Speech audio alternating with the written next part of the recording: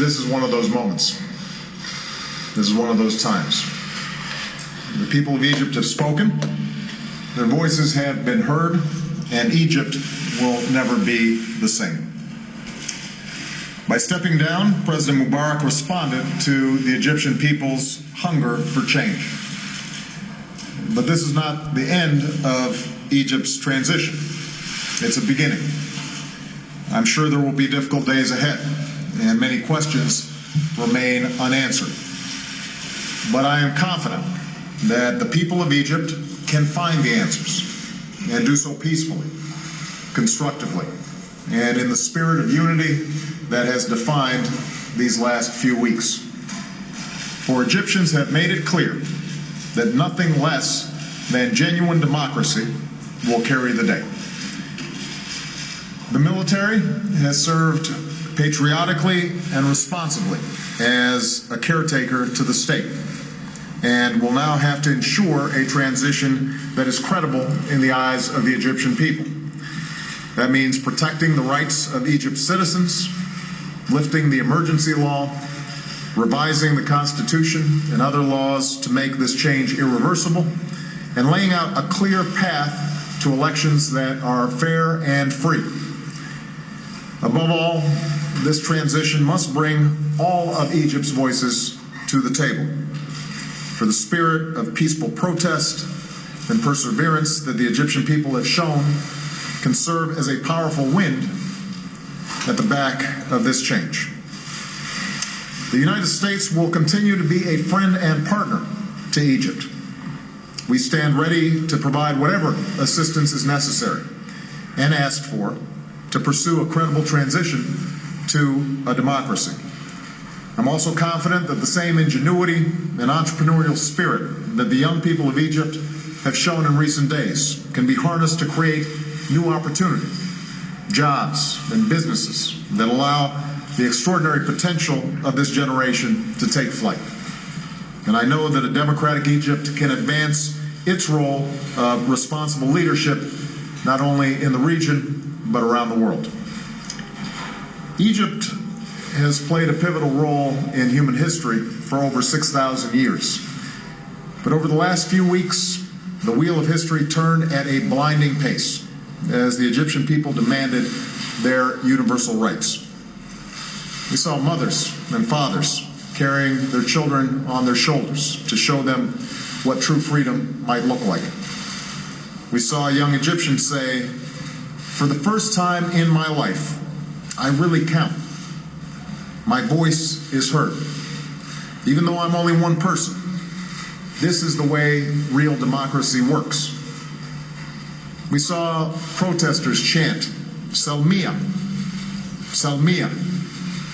We are peaceful, again and again.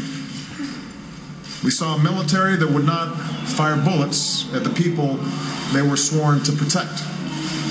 We saw doctors and nurses rushing into the streets to care for those who were wounded. Volunteers checking protesters to ensure that they were unarmed. We saw people of faith praying together and chanting, "Muslims, Christians, we are one." And though we know that the strains between faiths still divide too many in this world, and no single event will close that chasm immediately, these scenes remind us that we need not be defined by our differences. We can be defined by the common humanity that we share. And above all, we saw a new generation emerge. A generation that uses their own creativity and talent and technology to call for a government that represented their hopes and not their fears. A government that is responsive to their boundless aspirations. One Egyptian put it simply, most people have discovered in the last few days that they are worth something, and this cannot be taken away from them anymore, ever. This is the power of human dignity, and it can never be denied. Egyptians have inspired us, and they've done so by putting the lie to the idea that justice is best gained through violence. For in Egypt, It was the moral force of nonviolence, not terrorism, not mindless killing, but nonviolence, moral force that bent the arc of history toward justice once more. And while the sights and sounds that we heard were entirely Egyptian, we can't help but hear the echoes of history. Echoes from Germans tearing down a wall, Indonesian students taking to the streets, Gandhi leading his people down the path of justice. As Martin Luther King said in celebrating the birth of a new nation in Ghana, while trying to perfect his own, there's something in the soul that cries out for freedom. Those were the cries that came from Tahrir Square, and the entire world has taken note. Today belongs to the people of Egypt, and the American people are moved by these scenes in Cairo and across Egypt because of who we are as a people and the kind of world that we want our children to grow up in.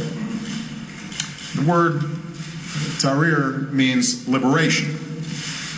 It is a word that speaks to that something in our souls that cries out for freedom. And forevermore it will remind us of the Egyptian people, of what they did, of the things that they stood for, and how they changed their country, and in doing so, changed the world. Thank you.